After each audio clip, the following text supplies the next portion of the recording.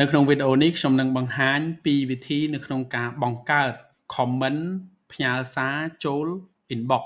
ឬក៏យើងហៅជាភាសាបច្ចេកទេសយើងហៅថា comment reply private ហេតុអ្វីបានជាយើងបង្កើតនៅ comment reply private ទៅលើ page របស់យើងឬក៏ទៅលើ post របស់យើងនៅពេលណាដែលអតិថិជនចូលមក comment នៅក្រោម post របស់យើងដែលយើងបានបង្ហោះទៅ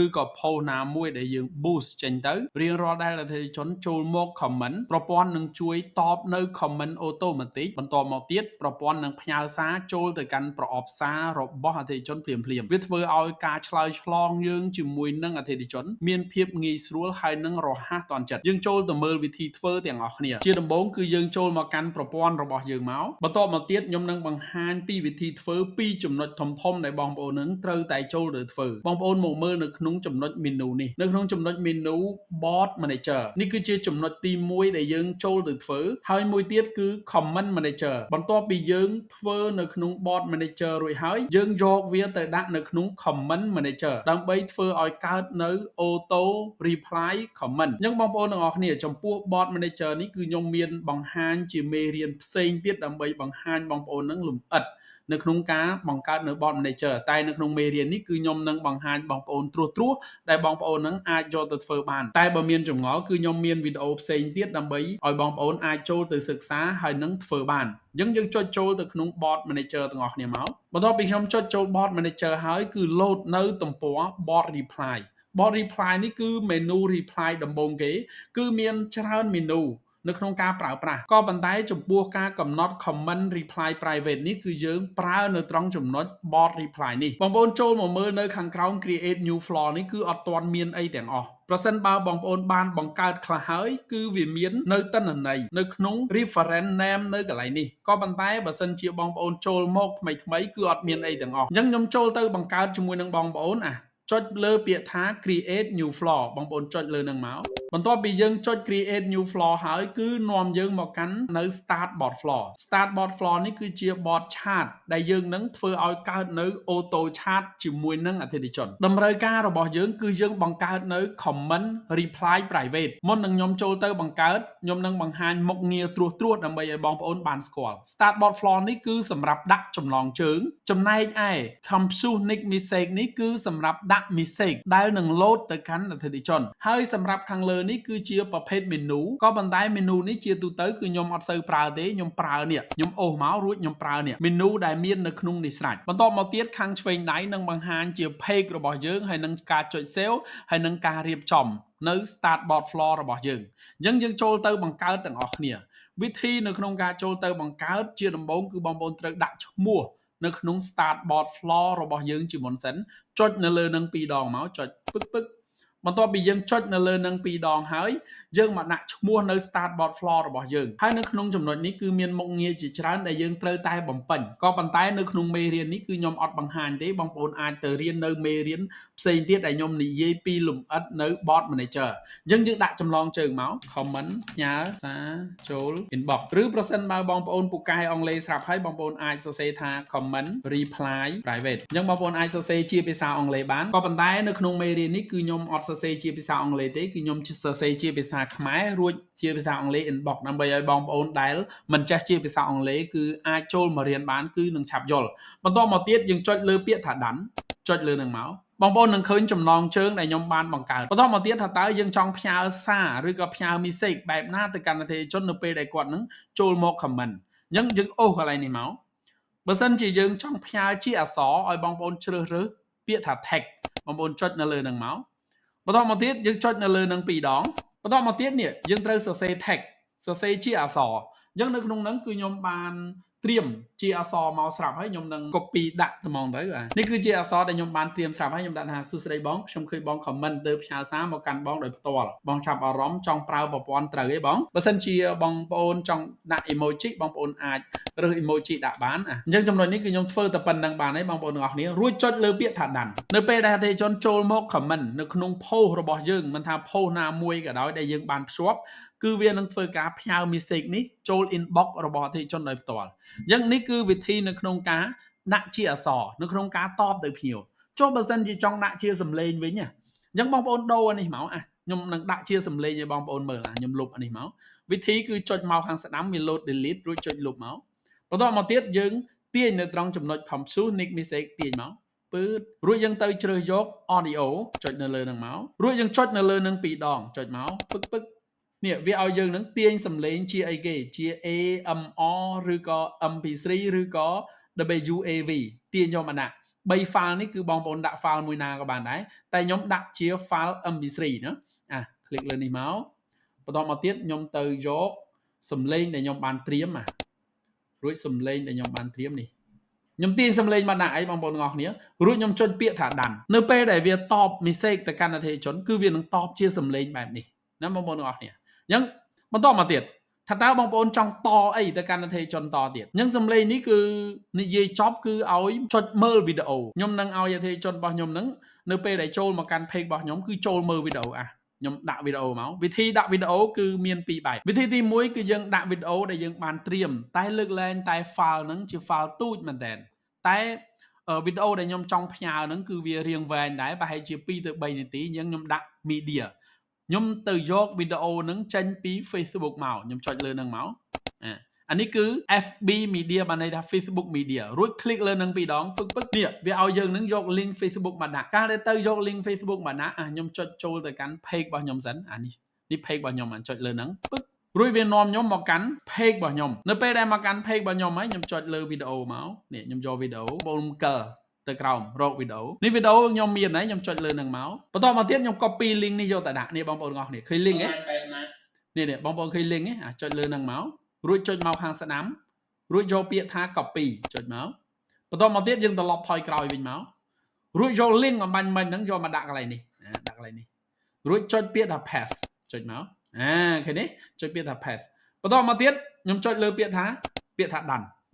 អញ្ចឹងវីដេអូអំបញ្ញមិញគឺខ្ញុំបាននាំចូលមកហើយបងប្អូនទាំងគ្នាឃើញទេអញ្ចឹងនៅពេលដែលគាត់មើលវីដេអូចប់ថាតើយើងចង់នាំគាត់ទៅណាខ្ញុំបង្ហាញបងប្អូននៅត្រង់ចំណុចនេះបន្តិច compute nick message បានន័យថានៅពេលដែល load message នេះហើយនឹង load message ទៅបន្តទៀត message ហ្នឹងដូចជាអក្សររូបភាពសំឡេងអ្វីក៏ដោយនឹង load ទៅបន្តទៀតតែបើសិនជាបងប្អូនជ្រើសយកប៊ូតុងគឺសម្រាប់អតិថិជនចុចដូចជាការដាក់ជាសំណួរឬក៏ប៊ូតុងណាមួយដើម្បីឲ្យអតិថិជនរបស់យើងនឹងចុចរួចនៅពេលដែលចុចហើយវានឹង load message បន្តទៀតបងប្អូនឃើញ compute nick message ទេបាទ compute nick message នេះគឺសម្រាប់ឲ្យអតិថិជនហ្នឹងមើលឃើញថាតើយើងចង់ផ្ញើអ្វីទៅឲ្យគាត់មួយទៀតគឺ quick reply នេះគឺដូចប៊ូតុងអញ្ចឹងដែរក៏ប៉ុន្តែវាសរសេរជា quick ដើម្បីឲ្យអតិថិជននឹងបានចុចរួចយើងនឹងបានធ្វើការឆ្លើយទៅកាន់អតិថិជនថាយើងចង់ឆ្លើយទៅកាន់គាត់បែបណានេះគឺការធ្វើការ3ចំណុចនៅត្រង់ចំណុចនេះដូចជា compute nick message ប៊ូតុងហើយនិង quick reply ដោយ message ដែលខ្ញុំនឹងផ្ញើទៅកាន់អតិថិជនកន្លែងនេះគឺខ្ញុំប្រើ compute nick message បន្តមកទៀតអានេះគឺខ្ញុំនឹងប្រើប៊ូតុងអញ្ចឹងខ្ញុំទាញប៊ូតុងនេះមកប៊ូតុងនេះខ្ញុំដាក់ថាសារលបងប្រើខ្ញុំចុចលើនឹង2ដងមករួចខ្ញុំសរសេរថាសារលបងប្រើបន្តមកទៀតនៅត្រង់ចំណុចនេះយើងទៅជ្រើសយក web URL នៅត្រង់ចំណុចនេះណាបងប្អូនទាំងអស់គ្នា web URL ដើម្បីដាក់អីខ្ញុំនឹងដាក់ link Telegram ដើម្បីទាញគាត់ចូលទៅកាន់ channel Telegram ខ្ញុំចុចលើនឹងមករួចខ្ញុំយក channel Telegram ហ្នឹងយកមកដាក់ខ្ញុំចុចមកខាងស្ដាំរួចខ្ញុំចុច paste មកនេះគឺ link Telegram របស់ខ្ញុំរួចខ្ញុំចុចលើពាក្យថា done អញ្ចឹងនៅពេលដែលគាត់ចុចនៅលើប៊ូតុងសាកល្បងប្រើគឺនាំអតិថិជនចូលទៅកាន់ channel Telegram របស់យើងភ្លាមបន្តមកទៀតខ្ញុំបង្កើតប៊ូតុង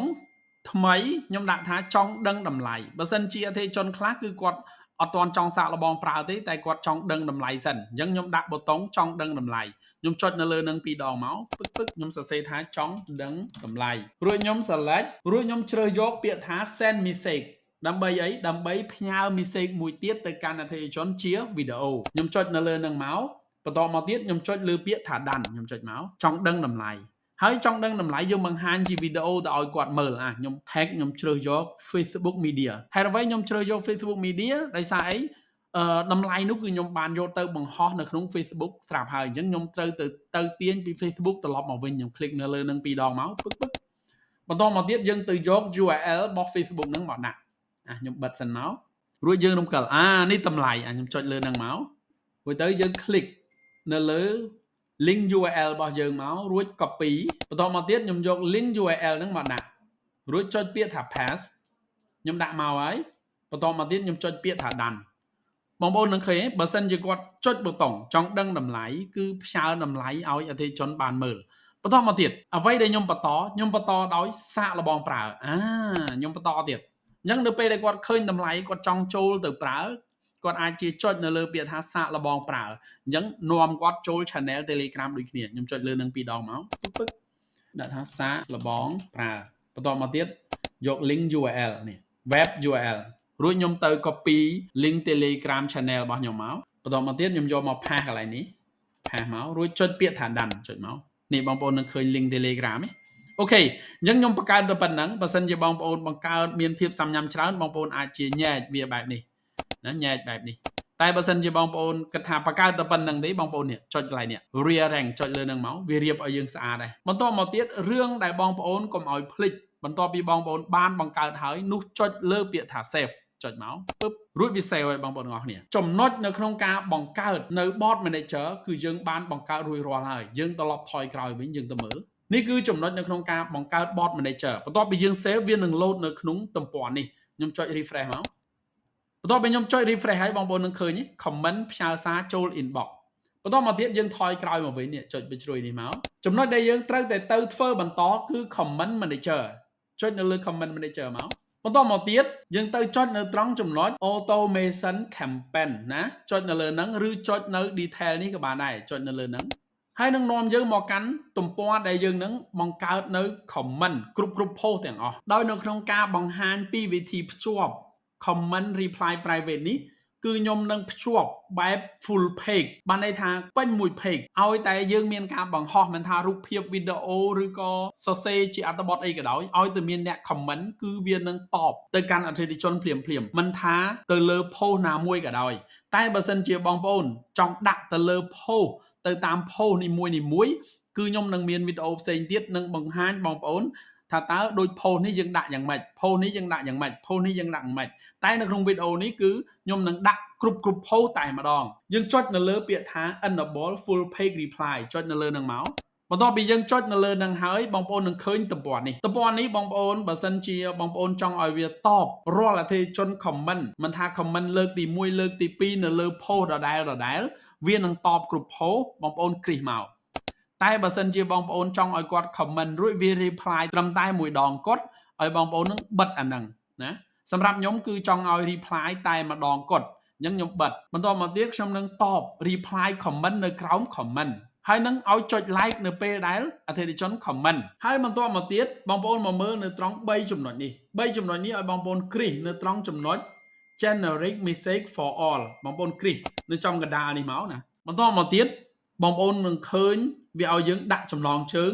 រួចដាក់នៅការតប comment អានេះខ្ញុំដាក់ចំណងជើងថា comment អូតូអញ្ចឹងទៅបន្តមកទៀតនៅពេលដែលយើងតប comment តែយើងតបយ៉ាងម៉េចនៅពេលដែលមានអ្នកមក comment ខ្ញុំអាចជាតបថាអរគុណសម្រាប់ការ comment ដើម្បីឲ្យមានភាពងាយស្រួលក្នុងការផ្ដល់នៅព័ត៌មានខ្ញុំនឹងផ្ញើសារទៅកាន់បងដោយផ្ទាល់អានេះខ្ញុំដាក់អរគុណមករួចខ្ញុំដាក់ emoji បន្តិចមកខ្ញុំដាក់តែប៉ុណ្្នឹងមកនេះនៅពេលដែលអតិថិជនចូលមក comment នៅក្រោម post យើងពឹបយើង comment ថាអរគុណសម្រាប់ការ comment ដើម្បីឲ្យមានភាពងាយស្រួលក្នុងការផ្ដល់នៅព័ត៌មានខ្ញុំនឹងផ្ញើសារទៅកាន់បងដោយផ្ទាល់រួចយើងធ្វើការផ្ញើសារនៅក្នុងសារហ្នឹងបើសិនជាបងប្អូនតបទៀតថាខ្ញុំឃើញបង comment ទើបខ្ញុំនឹងផ្ញើសារមកកាន់បងដោយផ្ទាល់តើមានអ្វីឲ្យខ្ញុំជួយទេនេះនៅក្នុងប្រអប់សាររបស់យើងដែលយើងតបទៅកាន់ភ្ញៀវគឺឲ្យស្របជាមួយនឹងការដាក់ reply comment របស់យើងបន្ទាប់ពីយើងតប comment ជាអក្សរថាតើយើងចង់ដាក់រូបភាពដើម្បីតប comment នេះបើសិនជាខ្ញុំអត់សូវពេញចិត្តដោយសារអីវាអាចជាសាំញ៉ាំនៅក្នុងការ comment អញ្ចឹងខ្ញុំអត់ដាក់ទេហើយបើសិនជាអ្នកណាដាក់ក៏អាចសាកល្បងនៅក្នុងការដាក់យកទៅប្រើបានហើយយើងមកមើលនៅត្រង់ចំណុចមួយទៀតគឺចំណុចដែលសំខាន់នៅត្រង់ចំណុច please select message template ដែលយើងបានបង្កើតនៅត្រង់ចំណុច start bot floor នេះហើយណាបងប្អូនទាំងអស់គ្នាអូខេបងប្អូនមកមើលចំណងជើងថា comment ផ្ញើសារចូល inbox អញ្ចឹងយើងមកមើលនៅត្រង់ចំណុចនេះរួចខ្ញុំចុច refresh សិនមកភ្លឹបបន្តមកទៀតខ្ញុំចុចនៅត្រង់ចំណុចនេះមករួចខ្ញុំទៅជ្រើសយកនេះ comment ផ្ញើសារចូល inbox បងប្អូនឃើញទេ comment ផ្ញើសារចូល inbox comment ផ្ញើសារចូល inbox ដែលយើងបានបង្កើតតែបើសិនជាបងប្អូនអត់ save បងប្អូននឹងអត់អាចឃើញនៅត្រង់ចំណុចនេះទេតែបើសិនជាបងប្អូន save វានឹង load នៅត្រង់ចំណុចនេះឲ្យបងប្អូននឹង select យកអញ្ចឹងនៅពេលដែលខ្ញុំបានកំណត់នៅក្នុង column នេះហើយគឺរួចរាល់ហើយបងប្អូនទាំងអស់គ្នាយើងមើលទៅលើបន្តិចត្រឹមត្រូវហើយខ្ញុំចង់បានបែបនេះហើយខ្ញុំមានចំណងជើងនៅក្នុងការតប comment ហើយនឹង auto reply ទៅកាន់ inbox របស់អតិថិជនបែបនេះនៅពេលដែលយើងបង្កើតនៅត្រង់ចំណុចនេះហើយយើងចុចលើពាក្យថា save ចុចមករួចចុចពាក្យថា OK រួចវានឹង load ប៊ូតុងកន្លែងនេះមួយឲ្យយើងនេះបងប្អូនឃើញ full page campaign អត់ទាន់ load ប៊ូតុងទេតែបើសិនជាបងប្អូនចុច refresh មួយមកចុច refresh មួយមកនៅពេលដែលយើងចុច refresh មួយហើយវានឹង load ប៊ូតុងមួយឲ្យយើងបងប្អូនឃើញអត់នេះគឺប៊ូតុងនេះគឺសម្រាប់បើកនៅក្នុងការ reply ឬក៏មិនចង់ឲ្យ page ហ្នឹង reply គ្រប់ post ទាំងអស់នេះគឺការបង្ហាញពីវិធីនៅក្នុងការភ្ជាប់ auto reply comment ទៅកាន់គ្រប់ post ទាំងអស់អញ្ចឹងយើងចូលទៅ comment ទៅលើ post ណាមួយទាំងអស់គ្នាវិធីគឺយើងចុចនៅលើ page របស់យើងមកចុចនៅលើនឹងមកបន្តមកទៀតយើងចូលទៅ comment នេះគឺ profile Facebook របស់ខ្ញុំវាសនាអញ្ចឹងខ្ញុំយក profile មួយនេះ comment នៅក្នុង page មួយនេះអញ្ចឹងខ្ញុំ comment មក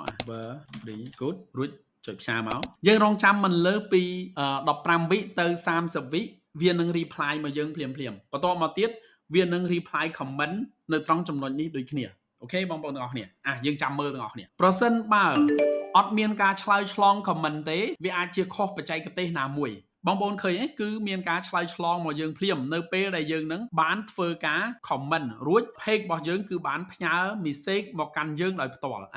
ផ្ញើមកកាន់យើងដោយផ្ទាល់ហើយនៅក្នុងនេះដែរគឺផ្ញើ message ជាសំឡេងបងប្អូនឃើញសំឡេងទេសំឡេង17វិនាទីបើមិនជឿចូលទៅមើលសំឡេង17វិនាទី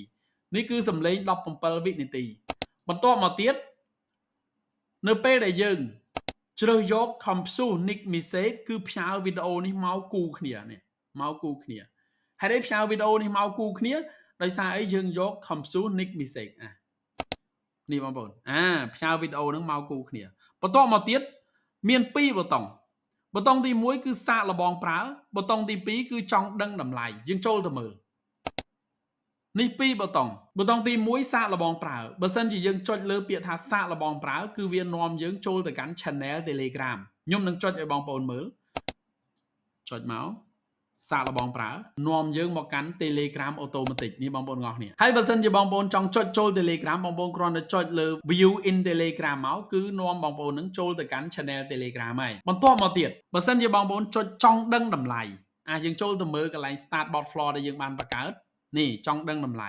ចុចទៅគឺវា load តម្លៃឲ្យយើងទៀតខ្ញុំនឹងចុចឲ្យបងប្អូនមើលចង់ដឹងតម្លៃចុចមកនៅពេលដែលយើងចុចចង់ដឹងតម្លៃវា load ឲ្យយើងហើយនេះបងប្អូនទាំងអស់គ្នាវា load បែបនេះរួចយើងចុចចង់ដឹងតម្លៃបន្តមកទៀតមើលតម្លៃហើយយើងចង់ចូល channel យើងចុចសាកល្បងប្រើចុចមក